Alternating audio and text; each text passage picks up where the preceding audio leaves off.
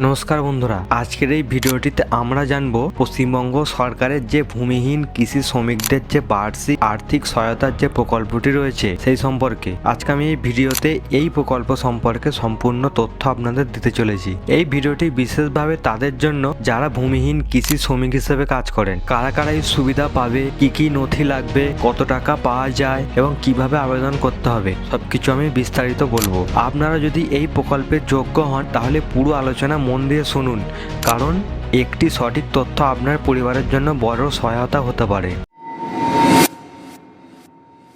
পশ্চিমবঙ্গ সরকার কৃষিক্ষেত্রে কাজ করা ভূমিহীন শ্রমিকদের আর্থিক সুরক্ষা দেওয়ার উদ্দেশ্যে এই প্রকল্প চালু করেছেন। অনেক ক্ষেত্রেই দেখা যায় যেসব মানুষ অন্যের জমিতে দিনমজুর হিসেবে কাজ করেন, কিন্তু তাদের নিজের নামে কোনো কৃষি জমি নেই। কাজ না থাকলে তাদের আয়েরও নিশ্চয়তা থাকে না। সেই বাস্তব সমস্যাকে মাথায় রেখেই এই প্রকল্পের সূচনা করেছেন সরকার। এই প্রকল্পের মূল লক্ষ্য হলো ভূমিহীন কৃষি শ্রমিকদের বছরে একটি নির্দিষ্ট আর্থিক সহায়তা প্রদান করা, যাতে তাদের ন্যূনতম আর্থিক সুরক্ষা নিশ্চিত হয়। এবার আসি কারা এই প্রকল্পের সুবিধা পাবেন। প্রথমত, আবেদনকারীকে স্থায়ী বাসিন্দা হতে হবে পশ্চিমবঙ্গে। দ্বিতীয়ত, আবেদনকারীকে ভূমিহীন কৃষি শ্রমিক হতে হবে, অর্থাৎ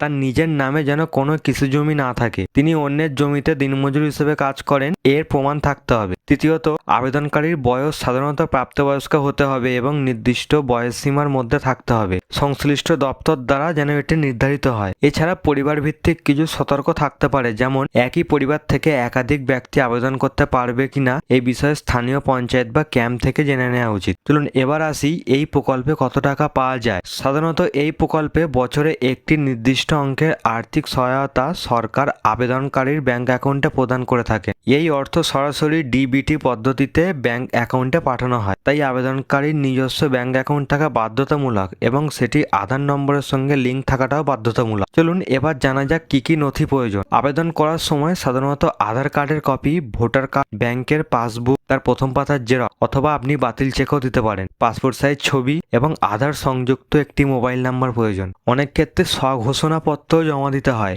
যেখানে আবেদনকারী লিখিতভাবে ঘোষণা করেন যে তিনি ভূমিহীন কৃষি শ্রমিক এবং অন্য কোনো ধরনের সরকারি প্রকল্প থেকে কোনো সহায়তা পান। জমা দেওয়া প্রতিটি নথিতে আবেদনকারীর স্বাক্ষর থাকা জরুরি। এখন আসি কিভাবে আবেদন করতে হবে। এই প্রকল্পের ফর্ম সাধারণত পঞ্চায়েত অফিস বা দুয়ারে সরকার ক্যাম্প থেকে দেওয়া হয়। অনলাইন থেকে ডাউনলোড করা ফর্ম অধিকাংশ ক্ষেত্রেই গ্রহণ করা হয় না। ক্যাম্প বা পঞ্চায়েত থেকে দেওয়া নির্দিষ্ট ফর্মে অফিসিয়াল স্ট্যাম্প এবং রেজিস্ট্রেশন নাম্বার থাকে। সেই ফর্ম সঠিকভাবে ইংরেজিতে এবং ক্যাপিটাল লেটারে পূরণ করতে হয়। কালো বা নীল কালিতে ফর্মটি পূরণ করা উচিত। ভুল তথ্য দিলে আপনার আবেদন বাতিল হয়ে যেতে পারে, তাই সব তথ্য আধার এবং ব্যাংকের সঙ্গে মিলিয়ে নেওয়া অত্যন্ত জরুরি। ফর্ম পূরণের সময় ব্যক্তিগত তথ্য, ঠিকানা, স্বামী বা পিতার নাম, জন্ম তারিখ, বয়স, লিঙ্গ, কাস্ট, মোবাইল নাম্বার, আধার নাম্বার ইত্যাদি সঠিকভাবে লিখতে হবে। এরপর ব্যাংক সংক্রান্ত তথ্য যেমন অ্যাকাউন্ট নাম্বার, আইএফসি কোড, ব্যাংকের পূর্ণ নাম ও শাখার নাম দিতে হবে।